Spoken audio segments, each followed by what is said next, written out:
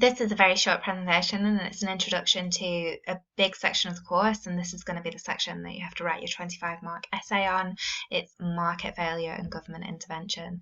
So there are a lot of things here. I'm not going to go through all of them. I'm just going to give an overview of them because in the following presentations, I'm going to go into detail on each one of these market failures and exactly why they are market failures.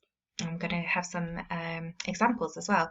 So market failure definition is it's where the market mechanism, so that's the interaction of demand and supply, which up until this point we've been learning about how wonderful it is, and if anything's in disequilibrium, causes excess demand or excess supply, and this puts pressure on prices to change, and the signaling, the rationing, the incentive function get everything back to equilibrium, and isn't it wonderful and brilliant?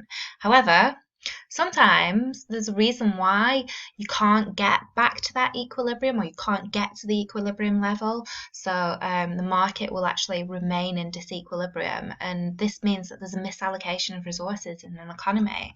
So this could either be failing to provide the good or the service at all, and that's what we call a missing market, or providing it in the wrong quantity, so it's partial market failure.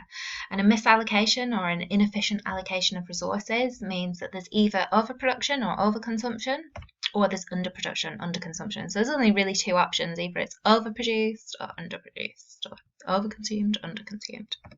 Okay, this is very, very important that you know your different market failures. I always say to my students, these are the problems. This is what your essay is going to be based on, but it's really the bulk of the essay is how do you solve the problems. They're very focused on the methods of solving a problem. So these are some of the problems that can be caused when you have a free market mechanism. We get public goods, negative externalities, positive externalities, merit goods, demerit goods, immobility of labour, monopolies, which we've already been over actually, so we've done a bit of the work already, information failure, which actually causes merit goods and demerit goods, as well as other problems, and inequality. So these are our problems, and all of them are either going to cause overproduction or underconsumption, or underconsumption, underproduction, or overconsumption, overproduction. And then we've got some methods that we can use to solve these problems. Okay, so this is what the bulk of your essay is probably going to be on: indirect taxes, subsidies, regulation, state provision, minimum prices, maximum prices. So that's a very brief overview of all the things that are coming up in the next presentation, and the final presentation, actually, the final presentations for the Year 1 course.